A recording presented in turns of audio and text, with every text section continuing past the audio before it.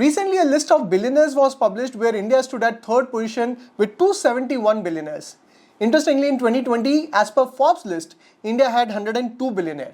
So that's more than 2 times growth in last 4 years, which is the fastest rate in the world.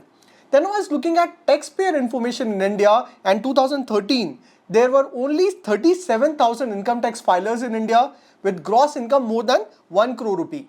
Fast forward today in 2023, this number has grown to 1,88,000. That's an 18% CAGR growth rate.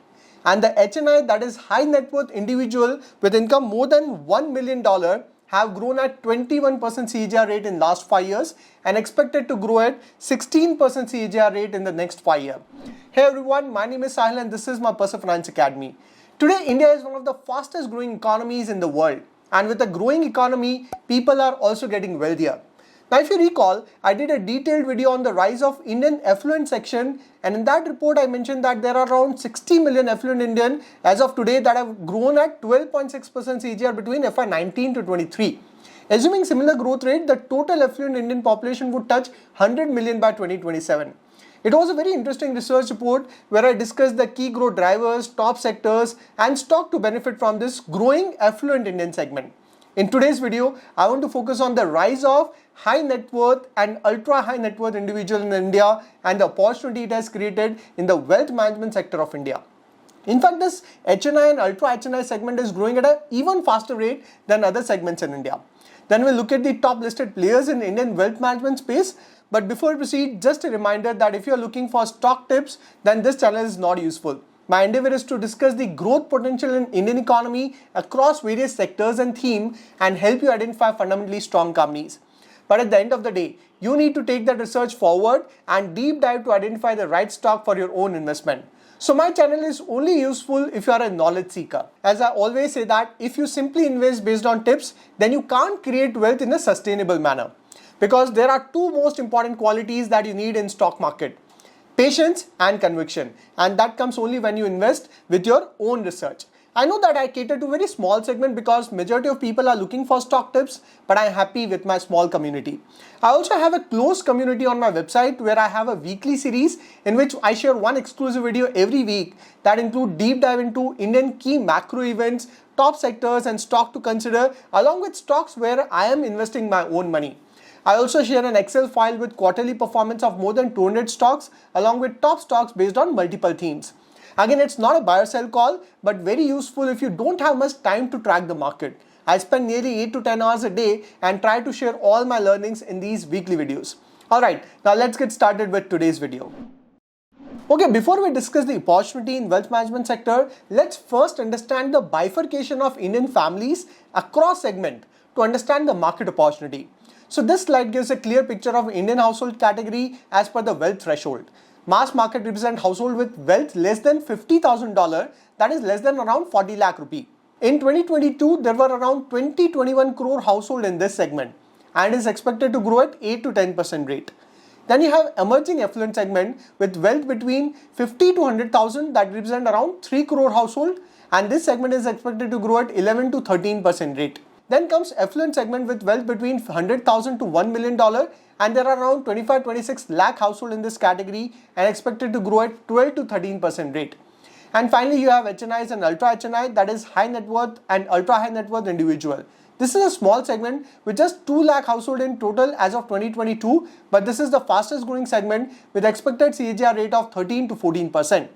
Interestingly, these 2 lakh households represent nearly 31% of total Indian household assets, and this would be 35% by 2027.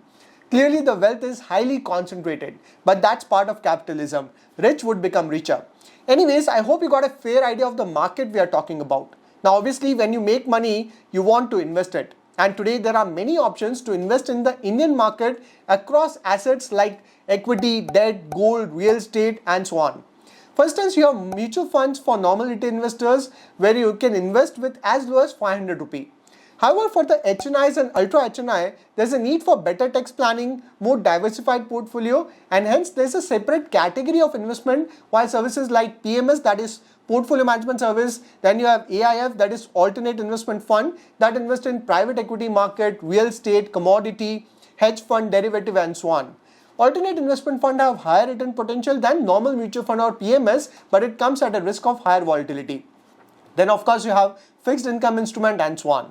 And that's where there's a huge opportunity for established wealth management firm due to the fast growing HNI and ultra HNI segment. Now this slide gives a good picture of landscape of servicing financial savings in India. On y-axis you have mass retail, then high net worth and affluent individual, and ultra HNI and family office. For mass retail, the involvement of relationship manager is low, and as you go up the ladder, role of relationship manager increases. On x-axis you have breadth of offering, where you have single product, multi-product offering, and then you have solution-oriented offering. So for mass retail, you have brokers and fintech companies offering specific products. Then you have domestic banks, largely focused on insurance, mutual fund, loan products. This is the segment that cater to retail investors, where you invest in mutual funds, insurance, and so on. Then you have some boutique firms and private banks catering to ultra HNI, and then you have established wealth managers where ultra HNIs are serviced by a dedicated wealth manager. HNI segment include both relationship manager and DIY model, and products include your alternate investment fund, portfolio management service, mutual funds, fixed deposit, structural debt, and so on. Now there are various business models that are evolving in wealth management space. For instance, some companies are focusing more on ultra HNI, whereas some are focusing on mass market client, and some are focusing on both mass market and ultra HNIs. Then there are two major sources of revenue generation for this segment. First is distribution model, where the wealth management firm act as a distributor to suggest third-party products like your mutual fund, insurance, PMS, and so on. They either charge commission from the third party or from the client. And second is your manufacturing, where the firm has its own offering like portfolio management, alternate investment fund, and so on. So I hope you got a fair idea of various business models within wealth management space. Although there are certainly opportunities in this segment, you should also understand the challenges. So first challenge is that this segment is cyclical in nature. Inflow of capital in wealth management space is influenced by market sentiment as well as mark-to-market gains. Hence, during a bull run, this space can grow at a faster rate, whereas during a bear market, the growth can slow down. However, if you look at the bigger picture, there's a structural growth opportunity in this space. Then another challenge is availability of a good relationship manager, which is an important aspect of wealth management segment. It's not easy to find good relationship managers. Then third risk is regulatory risk, where the commission in mutual fund or PMS, alternate investment fund, is regulated by SEBI. So if SEBI decide to reduce this commission, it can negatively impact the yield of wealth management firms. Now let us look at the key players in this space. So first company in the list is 360 ONE, formerly known as IFL Wealth Management. Established in 2008, 360 ONE is one of the largest wealth management firm in India with annual recurring revenue AUM of 2.2 lakh crore rupees. If you look at the AUM breakup, around 52% AUM is from AIF, then 36% is from PMS, and 12% is from mutual fund.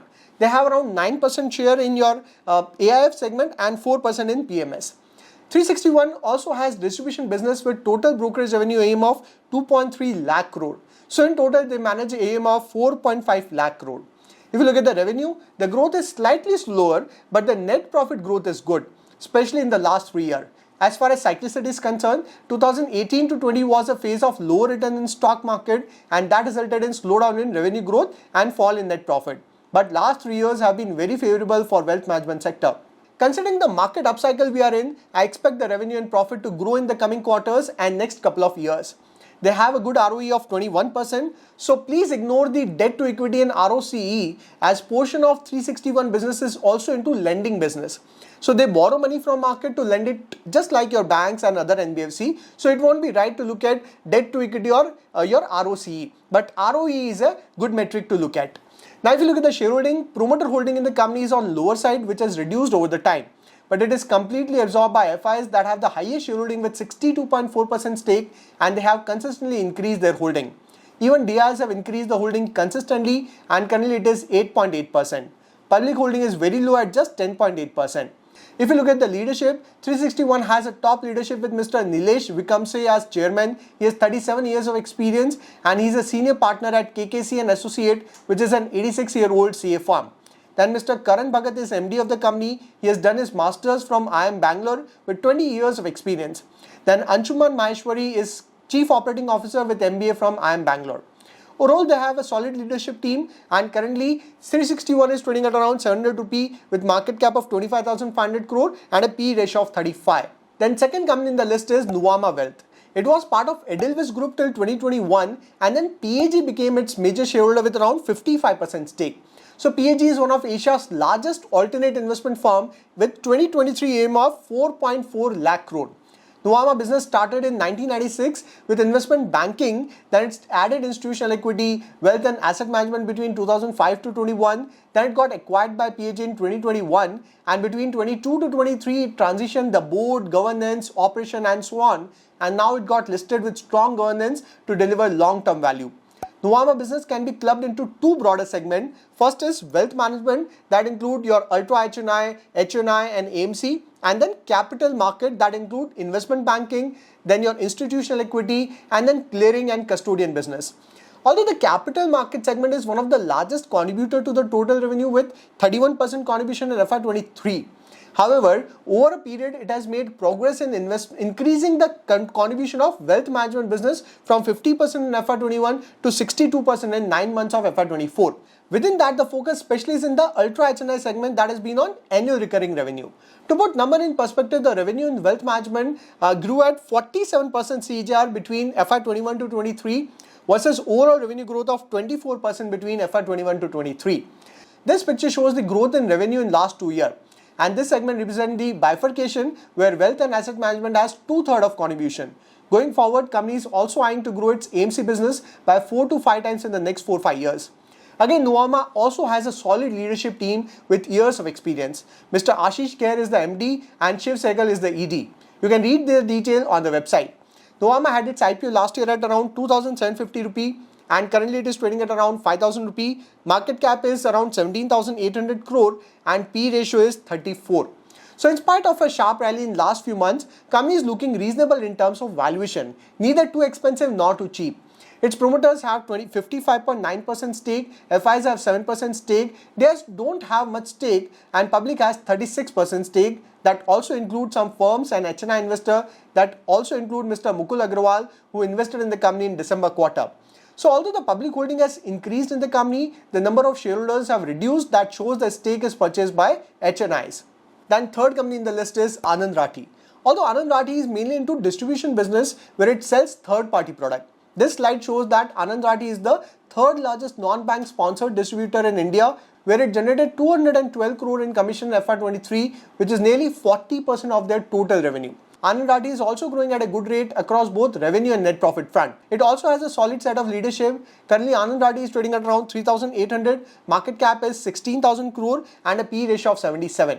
So if we do a comparison across these three companies, 361 is currently focused on ultra HNI, Anand Rathi is focused on mass market, whereas Nuvama Wealth is focused on both. In terms of business breakup, Anand Rathi is more focused on distribution segment, whereas 361 and Nuvama are more into your both manufacturing and distribution. Then you also have Angel One that is currently into brokerage sector. However, company's long-term plan is to diversify into distribution of mutual funds, insurance, lending product and so on, and even explore the wealth management segment. Angel One has grown exponentially in last 7-8 years with revenue growing 8 times and net profit up more than 20 times. As a result, its share price also got rewarded that jumped 10 times since IPO in 2020. However, there is around 20% correction from the peak. Please note that since Angel One is into broking at the moment, it is very volatile to market sentiment. The growth in last few years is due to exponential rise in Indian equity market. There was a time during 2018 to 20 when the growth was stagnant. Having said this, the long-term picture is still intact. If you look at the shareholding, its promoters hold around 38% stake, FIs have 19% stake that have increased consistently. DIs currently have around 9% stake and public has around 33% stake. It also includes HNI investors that collectively hold around 18% stake in the company.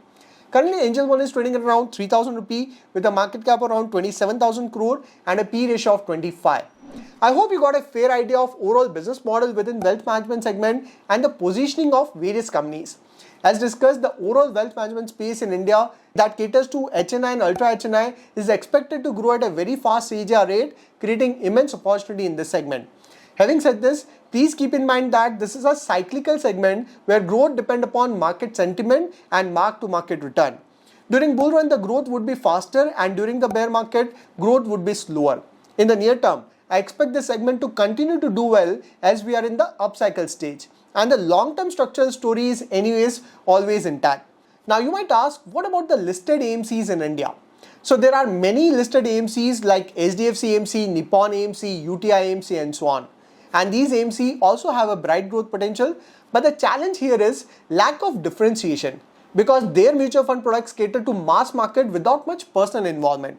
So they are more standardized product and not solution oriented without much role of your relationship manager. Plus the mass market, the index funds are gaining a lot of popularity, which is a low commission mutual fund. So that is hurting their yield. However, they would still do well in the long term. Now let us do a comparative analysis of all the players in the space along with their positioning and valuation.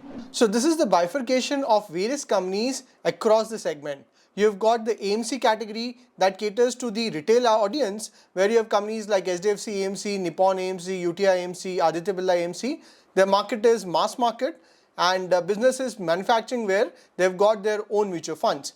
If you look at the market cap, SDFC has got market cap of 78,000 crore, Nippon is 32,000, UTI is 11,000, Aditya Birla is 13,600, and the P ratio is for SDFC 44, Nippon 33.8, UTI 17, Aditya Birla 19.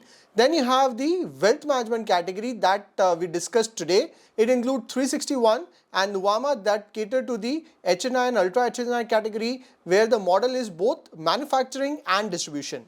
361 has got a market cap of 26,000 crore, PE of 36. Nuvama is 17,800 crore company with a PE of 33.6.